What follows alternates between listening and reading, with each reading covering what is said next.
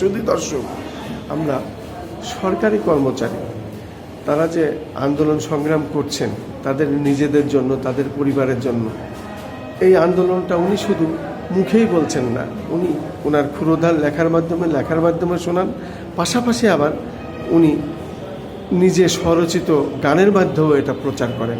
ঠিক তেমনই ওনার স্বরচিত লেখা একটি বিষয় উনি বলবেন। আপনার নাম পরিচয় দিয়ে বলুন, গানটি শোনান। আমি মোহাম্মদ শহীদুল ইসলাম, বাংলাদেশ পরমাণু শক্তি কমিশন। আমি একাধিক গান লিখেছি এবং গেয়েছি।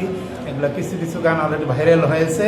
আমি বর্তমান প্রেক্ষাপটে কষ্ট নিয়ে, বিশেষ করে পে স্কেলের কষ্টটা আমাকে অ্যাট্রাক্ট করছে, সেজন্য আমি এটা কষ্টটা নিয়ে গান লিখেছি এবং আমি গানটা এখন গান গেয়ে শোনাই।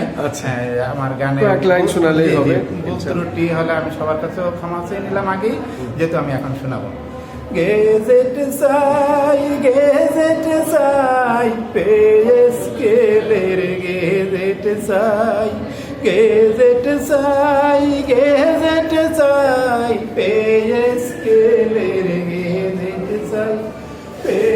স্কেলের গেজেট বিনে আমরা মোটেও ভালো নাই।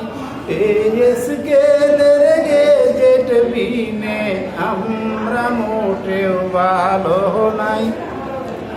আর না করে বেশি দেরি গেজেট দিতে তাড়াতাড়ি, আর না করে বেশি দেরি গেজেট দিতে তাড়াতাড়ি।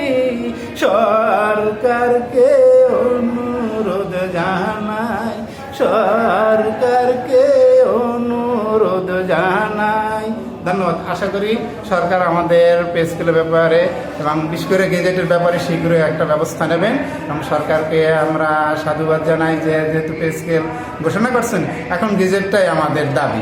এটা সরকারের কাছে আমি আবারও অনুরোধ জানাই যে আমাদের অন্ততপক্ষে গেজেটটা দিয়ে একটু ভালোভাবে চলার ব্যবস্থা করে দিন।